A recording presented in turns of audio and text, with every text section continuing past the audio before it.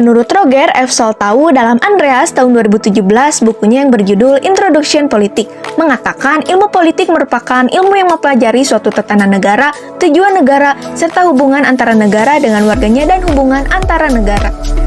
Salah satu contoh implementasi dari konsep ilmu politik adalah penerapan demokrasi sebagai bentuk pemerintahan di Indonesia.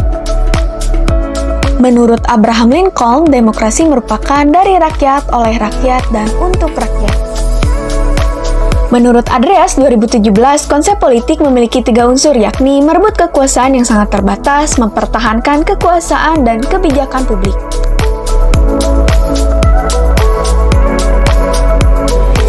Yang ke-1, kekuasaan.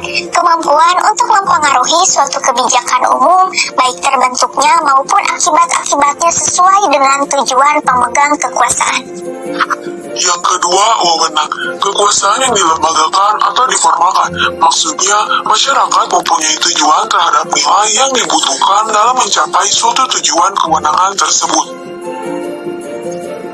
Yang ketiga, legitimasi. Penerimaan dan pengakuan masyarakat terhadap hak moral pemimpin untuk memerintah, membuat, dan melaksanakan keputusan politik. Yang keempat, pengaruh. Mempengaruhi orang lain, di mana untuk menciptakan suatu sikap, perilaku secara sukarela, dan bersifat persuasif. Yang kelima, negara pemerintah. Pusat perhatian yang mengacu kepada adanya suatu kelompok tertentu terhadap suatu kewenangan diri sendiri. Yang keenam, rezim. Sebuah sistem aturan untuk melakukan sesuatu. Yang ketujuh, pengambilan keputusan. Suatu proses memilih di antara berbagai alternatif yang ada untuk menjadi kebijakan publik. Yang kedelapan, kebijakan umum. Masyarakat mempunyai tujuan memerlukan rencana-rencana yang mengikat untuk mencapai suatu tujuannya. Dan yang terakhir, distribusi dan alokasi nilai.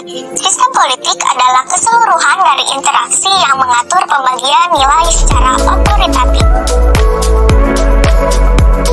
Menurut Miriam Budiarjo 1992, teori politik menjelaskan mengenai bahasan dan renungan tentang yang ke-1, tujuan dan kegiatan politik. Yang kedua, cara-cara mencapai tujuan tersebut. Yang ketiga, kemungkinan-kemungkinan dan kebutuhan-kebutuhan yang timbul oleh situasi politik tertentu. Dan yang terakhir, kewajiban-kewajiban yang dilakukan oleh tujuan politik tersebut. Menurut Thomas P. Jenkins 1967, teori politik dapat dibedakan menjadi 2, yaitu yang pertama yaitu teori normatif, dasar moral, dan yang menentukan norma-norma politik, meliputi filsafat politik, teori politik sistematis, dan ideologi politik. Dan yang terakhir, teori-teori yang anormatif. Teori ini menggambarkan dan membahas berbagai fenomena dan fakta-fakta politik dengan tidak mempersoalkan norma-norma dan nilai-nilai yang berlaku.